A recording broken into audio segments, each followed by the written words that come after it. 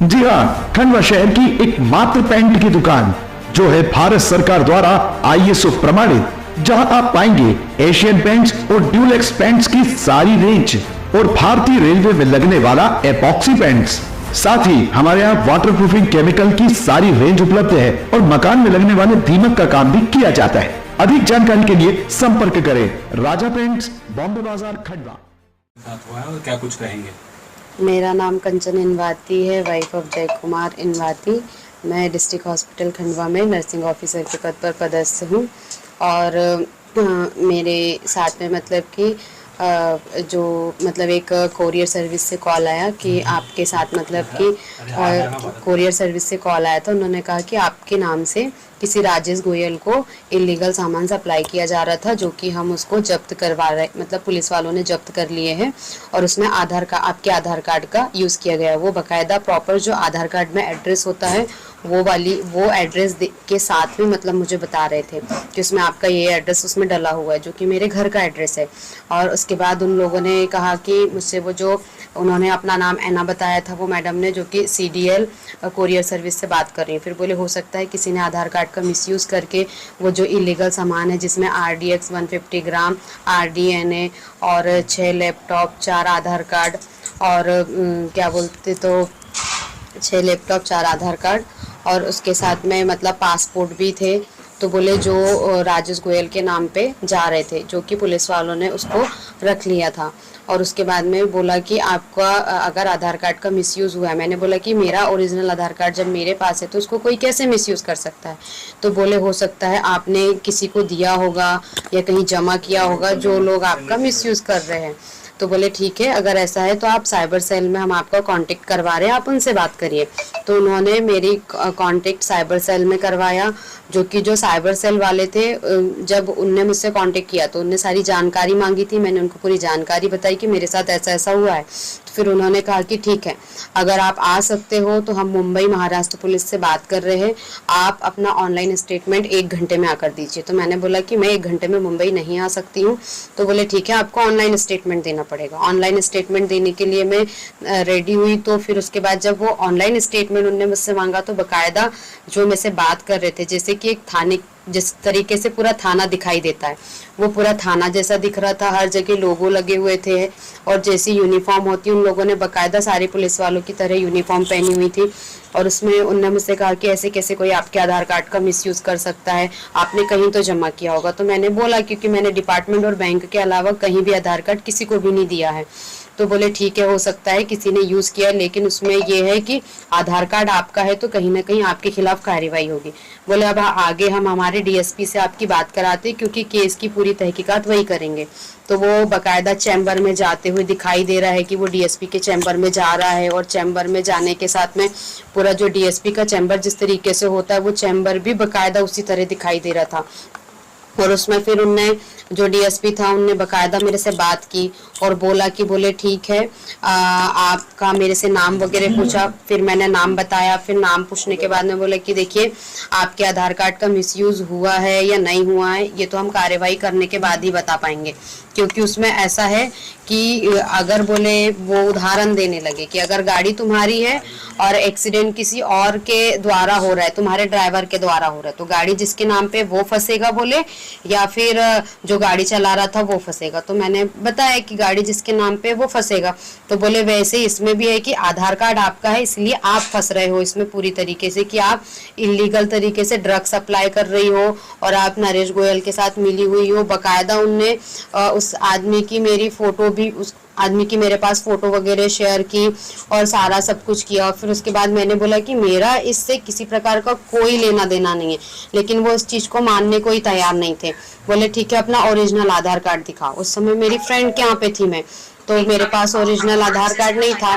तो फिर मैं घर आई, घर आके मैंने उनको ओरिजिनल आधार कार्ड दिखाया। उस दौरान उन लोगों ने मेरी सहेली को देख लिया, जो कि कैमरे में आ गई। तो बोले ये कौन है? तो मैंने कहा ये मेरी फ्रेंड है। तो बोले इसका मतलब ऐसा ये भी हो सकता है कि ये भी तुम्हारे साथ इसमें शामिल हो, हम तुम्हारे कही गई बातों का भरोसा नहीं कर सकते। उस चक्कर में मेरी वजह से मेरी सहेली भी पिस गई। तो उससे उन लोगों ने इसका नंबर वगैरह ले लिया, उससे भी बात की। फिर उसको बोले कि तुम अपने रूम चले जाओ, अपने रूम में जाके तुमको रहना, उनको यहाँ पे अकेला रहने दो। तो मैं पूरे रूम में, मेरे रूम में मैं अकेली थी। उनने जब मुझसे बात किया तो उनने मेरे को ये कहा कि हम आपको पूरे समय भर कल तक हमारे मतलब कि सामने रखेंगे, अंडर ऑब्जर्वेशन में रखेंगे, ना आपको किसी से कॉल करना है, ना कांटेक्ट करना है, कुछ भी नहीं करना है। आपके दरवाजे बंद होना चाहिए, आप अपने अड़ोसी पड़ोसी किसी से भी बात नहीं कर सकते। क्योंकि वो लोग पूरे यूनिफॉर्म में थे और बाकायदा से पुलिस वालों की तरह दिखाई दे रहे थे। तो मैं ये सारी चीजें देख के मतलब बहुत ज्यादा डर गई थी, घबरा गई थी, और बार बार एक ही चीज की धमकी दे रहे थे, अगर तुमने कुछ करने की कोशिश की है, किसी को बताने की कोशिश की, तो वो ढेर सारी IP 6 की धाराएं बताने लगे। और एक लेटर मुझे भेजा जिसमें कि अरेस्ट वारंट था कि हम तुम्हारी बातों का भरोसा नहीं करेंगे, जो तुम इलीगल काम कर रही हो। अगर तुम अपने पड़ोसियों को बताओगी या अपने आसपास किसी को भी बताओगी, घर का कांटेक्ट करोगी या कॉल रिसीव करोगी, तो हम सबको अरेस्ट करवा देंगे करके। और बोले हमारे अंडरकवर ऑफिसर तुम्हारे घर के आसपास ही मतलब घूम रहे हैं, इस तरीके से उन लोगों ने मुझसे कहा। और पूरा मतलब कि मतलब 8 तारीख को दोपहर के 2 बजे से लेके 9 तारीख को 12 बजे तक कंटिन्यू में मोबाइल के सामने बस बैठी थी। ना मैंने खाना खाया, ना मैंने पानी पिया, ना मैं टॉयलेट बाथरूम गई, मैं कुछ भी कहीं नहीं गई थी, पूरा टाइम में बैठी थी। मेरे पापा कभी भी मतलब मुझसे बात के बिना खाना नहीं खाते, लेकिन किसी का भी मैं फोन नहीं उठा पा रही थी। अच्छा दीदी, कुछ पैसे की भी डिमांड करी थी या सिर्फ फोन पे अरेस्टिंग? उनने पैसों की डिमांड मुझसे नहीं की थी, क्योंकि ऑनलाइन स्टेटमेंट मांगा था। तो ये हुआ था कि कुछ दिन पहले ही मैंने मेरे पूरे पैसे हस्बैंड के अकाउंट में ट्रांसफर कर दिए थे, और मेरे सैलरी अकाउंट में मैंने पैसे नहीं रखे थे, केवल 400 रुपए रखे थे, उससे ज्यादा मैंने सैलरी अकाउंट में पैसे नहीं रखे थे। तो उन्होंने मुझसे पैसे की डिमांड नहीं की कि तुम पैसे दो, पैसे की डिमांड उन्होंने मुझसे बिल्कुल नहीं की थी। बस वो मतलब कि कोशिश करते मेरे को वो पैसे के लिए बोलने की। लेकिन उस दौरान ये हो गया था कि मतलब मैं गेट नहीं खोल रही थी, तो मेरी दीदी घर वाले परेशान हो गए। फिर आजू बाजू जो मेरे साथ में ड्यूटी करते सबको कॉल वगैरह करने लगे, सब लोगों ने गेट ठोका, लेकिन मैं किसी का भी गेट मतलब नहीं ठोक रही थी। मकान मालिक का बेटा आया, पीछे गैलरी से वो लोग आए, उन्होंने देखा तो वो बोले कि अगर आप उनको कुछ बताओगे या कोई जानकारी देंगे तो हम तुम्हारे घर वालों को अरेस्ट करा देंगे, और जो तुम्हारे पड़ोसी है उनको भी अरेस्ट करवा देंगे। बोले आप किसी को भी कोई जानकारी नहीं दोगी कि आप हमसे बात कर रही हो करके। फिर मैंने उसको बोल दिया कि मैं ठीक हूँ। ये सुन के वो लोग वापस बाहर चले गए। फिर मैंने बजाज भैया की आवाज़ सुनी थोड़ी देर बाद में, तो मैं थोड़ी सी हिम्मत करके इस रूम तक आई हूँ अपने बेडरूम से। उसके बाद में मैं जब यहाँ पे आई तो फिर भैया ने बोले कि गेट खोलो। उसके बीच में जो आंटी है मेरे पड़ोस वाली दीदी की सासू माँ, वो मेरी गैलरी की खिड़की तक आई थी। तो मैंने वॉल्यूम बढ़ाया मोबाइल का ताकि आंटी सुने कि वो लोग मेरे से बात कर रहे हैं, ताकि आंटी आके दीदी को बताए या किसी को बताए। तो फिर आंटी ने वो चीज़ सुनी, फिर इधर इन लोगों को बोला कि उससे कोई तो भी फ़ोन पे बात कर रहा है करके। फिर उसके बाद में मैंने थोड़ी हिम्मत करके भैया की आवाज़ सुन के गेट को खोला, और फिर गेट खोलने के बाद में मेरी फ्रेंड भी आ गई थी, क्योंकि उसमें मेरी फ्रेंड फंस गई। उसको डराया धमकाया कि तुम्हारी सहेली के साथ मिली होगी, तुम्हारे घर वालों को अरेस्ट करवा देंगे। तो उसने डर के कारण उसने 50,000 रुपये ट्रांसफ़र कर दिए थे। पैसे की डिमांड उन्होंने मुझसे ज़्यादा नहीं की, मतलब मेरे को पैसे के लिए नहीं बोला। उनको वो लोग मुझे बार बार यही बोल रहे थे कि तुमको अंडर ऑब्जर्वेशन में रखना है, तुमको अगर तुमने कुछ बताने की कोशिश की किसी को या कुछ करने की कोशिश की, तो हम तुम्हारी फैमिली को, जो पड़ोसी जो तुमसे बात करेंगे या तुम जिससे भी कांटेक्ट करना चाहो, हम सबको देख रहे, सारे लोग हमारी निगरानी में है, हम सबको अरेस्ट करवा देंगे बोले। और मुझे ये तक बोला था कि आप अपने रूम में नहीं रह सकती, आप जाके किसी होटल में रहिए। लेकिन मैंने होटल में रहने से मना कर दिया। मैंने बोला कि यहाँ पे आसपास कोई होटल भी नहीं है, कुछ नहीं है, बहुत बैकवर्ड एरिया है ये, और यहाँ पे जितने भी होटल है सारे खाने पीने वाले लोग हैं, तो मैं किसी होटल में नहीं जाऊंगी। अगर आपको जो भी करना है, मेरे पीछे जो पुलिस वाले जितने लगवाना है, आप सब जो करना है कर लीजिए, लेकिन मैं रहूंगी मेरे रूम में, यहाँ से मैं कहीं नहीं जाऊंगी। अच्छा, इस बीच आपके मोबाइल पे कोई OTP या ऐसी कोई चीज हुई? OTP वगैरह कुछ नहीं है, लेकिन उस बीच में ये हो रहा था कि मैं किसी को कांटेक्ट नहीं कर पा रही थी। मैंने 2 बार मेरे हस्बैंड को कॉल करने की कोशिश की, लेकिन मोबाइल बंद बता रहा था, जबकि उनका फोन चालू था। और मतलब कि मेरे भाई ने मुझे मैसेज किया, तो मैं उसको, जो उनने मेरे को अरेस्ट वारंट और जो स्क्रीनशॉट मैंने ली थी, मैंने उसको भेजने की भी कोशिश की, लेकिन किसी को कुछ शेयर भी नहीं हो रहा था। और जो लोग मुझे कॉल कर रहे थे, उनके कॉल भी मैं रिसीव नहीं कर पा रही थी। तो आपका मोबाइल भी हैक कर लिया? हाँ, मतलब कि उस दौरान ना आप किसी को कॉल कर पा रहे ना मैसेज कर पा रहे। अगर किसी का, क्योंकि मैंने सोचा कि मैं अपनी दीदी को ही मैसेज कर देती हूँ ताकि वो किसी को जानकारी दे दे, लेकिन किसी को मैसेज भी नहीं सेंड हो रहे थे कि मैं मैसेज कर पाऊँ किसी को। अब पुलिस में शिकायत कर दी हमने? हाँ, मैं मतलब कि भैया ने ले गए थे एसपी ऑफिस में, हमने सर को भी जानकारी दी और साइबर सेल में मतलब गायत्री सोनी मैम है, उनके पास भी पूरी जानकारी हमने दी थी और वहाँ पे हमने कंप्लेन भी करवाया है। कल गए थे आप लोगों को क्या कैसे पता चला कि ये कुछ संकट है या कुछ गड़बड़ है क्या? मुझे इनकी सिस्टर का फोन आया था कि वो एक दिन पहले से न खाना खाए हैं न रूम से बाहर निकले हैं। हम आए यहाँ पर, दरवाजा खटखटाया, दीदी को बहुत बोला, दीदी बहुत डरी हुई थी। दीदी ने फिर मेरी आवाज सुन के दरवाजा खोला, दीदी को बिठाया, बहुत घबराई हुई थी। मोबाइल लिया उनसे हमने, मोबाइल पे वीडियो कॉल चालू था और वो पीछे पूरा लिखा हुआ था, उस पर ऐसा बना हुआ था कि पुलिस का पूरा प्रोटोकॉल बना हुआ था। फिर हमने दीदी को पानी वानी पिलाया, एसपी साहब से बात करी, एसपी साहब ने गायत्री मैडम से बात कराई और हमें बोला कि एसपी कार्यालय लेके आइएगा। हम एसपी कार्यालय दीदी को लेके गए हैं। वहां पर दीदी जितनी डरी हुई थी वहां जाके पूरी खुल गई, क्योंकि जो वाकया हुआ है वो कोई के साथ भी होगा। लगता आदमी को जरूर है कि पढ़ा लिखा आदमी ऐसा है या, पर जनरली जिसके ऊपर बीतती है।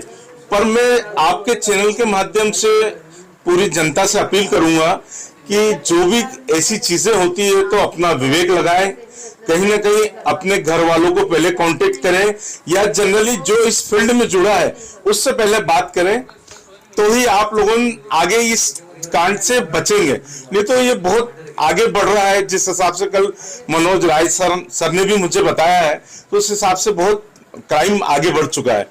और आप लोगों के माध्यम से भी ये आप लोगों को जागरूक वैसे करते ही रहते हो और जागरूक करना पड़ेगा। आपका परिचय? मैं प्राणेश बजाज, खंडवा। खंडवा शहर में डॉक्टर महिला हैं जिनके द्वारा कल पुलिस अधीक्षक कार्यालय में आके शिकायत की गई और ये बताया गया कि एक दिन पूर्व में दोपहर 2 बजे से लेके कल सुबह 11 बजे तक उनको लगातार कुछ अज्ञात लोगों द्वारा पहले व्हाट्सएप कॉल की गई, फिर वीडियो कॉल करके उनको कहीं भी जाने से रोका गया। साथ ही ये उनको बताया गया कि एक पार्सल प्राप्त हुआ है जिसमें उनके आधार का उपयोग करते हुए लैपटॉप, मोबाइल और अन्य सामग्रियां जब्त हुई हैं और उन्होंने अपने को पुलिस अधिकारी के रूप में प्रतिरूपित किया था। महिला के उसमें फ़ोन पे अन्य डिटेल भी मांगी गई, उनको डीएसपी से बात कराने की भी बात कही गई। लेकिन कल जब वो उन्होंने हिम्मत जुटाई और फिर उसके बाद अपने परिचित को फ़ोन किया, उनके द्वारा मुझे फ़ोन करके बताया गया तो कोई भी उन्होंने पैसे का ट्रांजैक्शन कल उसमें नहीं किया था। उस शिकायत को मैंने साइबर सेल को जांच के लिए दिया है। जांच में यह अभी प्राथमिक रूप से आया है कि अलग अलग जगहों से, उड़ीसा और पंजाब, 2 जगहों से उनको कॉल किए गए थे। उसकी और हम लोग डिजिटली जांच कर रहे हैं कि ये कौन लोग हैं जिनके द्वारा इस तरह का काम किया जा रहा है। आवेदन करूंगा कि पुलिस में डिजिटल अरेस्ट जैसी कोई भी प्रावधान नहीं है।